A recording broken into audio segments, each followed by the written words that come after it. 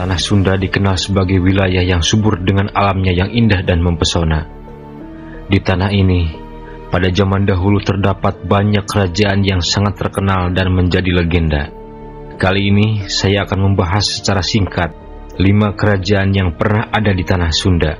Tapi sebelum ke video, silahkan subscribe channel ini terlebih dahulu agar kami lebih bersemangat untuk menyajikan informasi seputar sejarah atau peristiwa yang terjadi di masa lampau. Kerajaan Salakanagara adalah salah satu kerajaan kuno yang berlokasi di wilayah Jawa Barat. Kerajaan Salakanagara berdiri pada abad ke-2 Masehi dan diperkirakan eksis hingga abad ke-5 Masehi. Wilayahnya terletak di sekitar Sungai Citarum, dekat dengan kota Subang, Jawa Barat.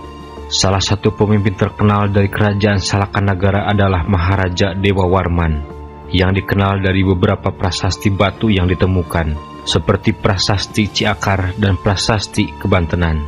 Prasasti ini memberikan wawasan tentang sejarah, budaya, dan agama yang ada pada masa itu. Dalam prasasti-prasasti tersebut, terdapat referensi kepada agama Hindu dan Buddha, menunjukkan pengaruh kuat dari kedua agama ini pada masa itu. Meskipun catatan sejarah tentang keruntuhan kerajaan Salakanagara kurang jelas, ada beberapa teori yang menunjukkan bahwa kerajaan ini mungkin terlibat konflik dengan kerajaan tetangga atau menghadapi tekanan dari luar.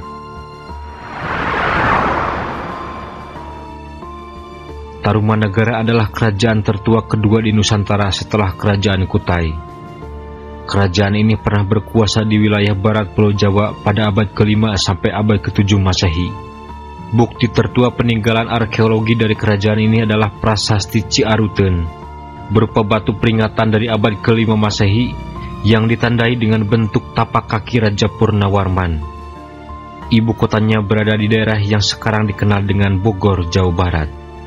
Kerajaan Tarumanagara memiliki beberapa raja selama masa pemerintahannya.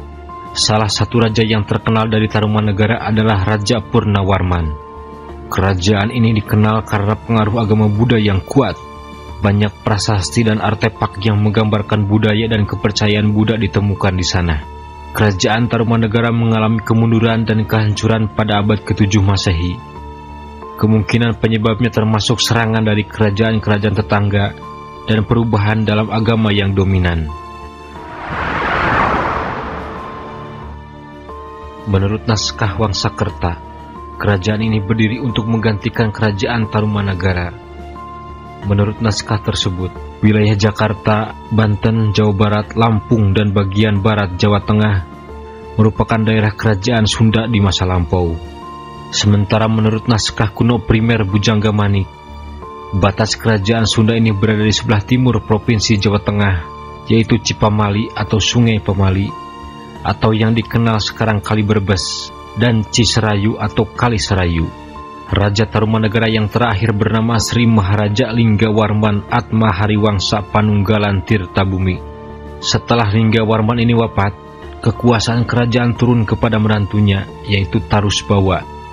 Beliau dinobatkan menjadi Raja Sunda pada tahun 669 Masehi.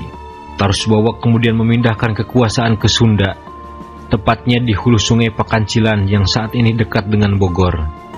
Sedangkan Tarumanagara berubah tahtanya menjadi di bawah kekuasaan kerajaan Sunda. Sejarah mengenai kerajaan Galuh ada pada naskah kuno Carita Parahyangan, suatu naskah berbahasa Sunda yang ditulis pada awal abad ke-16. Pendiri kerajaan Galuh adalah Horeti Kandayun, naik tahta pada tahun 612 Masehi. Beliau lalu mendirikan pusat pemerintahan di Galuh. Saat itu, Galuh berada di bawah kekuasaan kerajaan Tarumanagara. Saat Linggawarman, Raja Tarumanagara meninggal dunia pada tahun 669 Masehi, kerajaan Galuh lalu memisahkan diri sehingga tidak menjadi bagian dari kerajaan Tarumanagara. Akhirnya Sunda dan Galuh sepakat untuk berbagi wilayah, dengan Sungai Citarum sebagai batasnya. Wilayah kerajaan Sunda yang diperintah oleh Tarusbawa berada di sebelah barat Sungai Citarum, sedangkan kerajaan Galuh berada di bawah pemerintahan Horeti Kandayun, memiliki wilayah di sebelah timur Sungai Citarum. Pada tahun 723 Masehi, Sanjaya berhasil menggabungkan kerajaan Sunda dengan Galuh. Sanjaya sendiri adalah merupakan cicit dari Oreti Kandayun dan cucu dari Ratu Sima yang merupakan pemimpin kerajaan Kalingga di Jepara. Sanjaya kemudian memutuskan untuk memimpin Kalingga dan mendirikan kerajaan Mataram kuno, sekaligus menjadi wangsa Sanjaya. Karena harus bertahta di Kalingga, Sanjaya memberi kekuasaan Sunda pada putranya yang bernama Rakean Panaraban atau Rakean Tampran. Beliau memimpin Sunda Galuh selama 7 tahun, sejak tahun 732 Masehi sampai dengan 739 Masehi. Namun, Sunda Galuh justru terpecah kembali, hingga Rakean Panaraban akhirnya membagi kekuasaan pada kedua putranya, yaitu Sang Manarah, atau dalam cerita rakyat disebut Ciung Wanara, menjadi penguasa Galuh, dan Sang Banga atau Haryang Banga memegang kerajaan Sunda.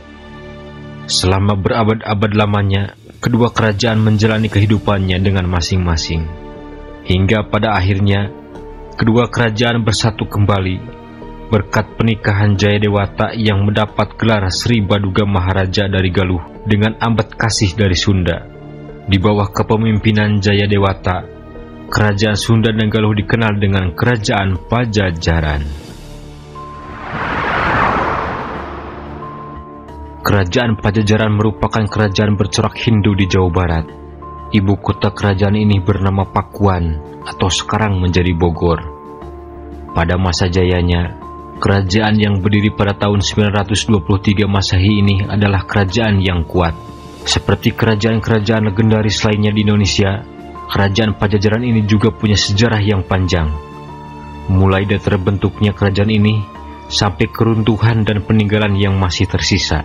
Bisa dibilang bahwa kerajaan Pajajaran merupakan kelanjutan kerajaan-kerajaan yang berdiri sebelumnya, seperti kerajaan Tarumanagara, kerajaan Sunda, dan kerajaan Galuh.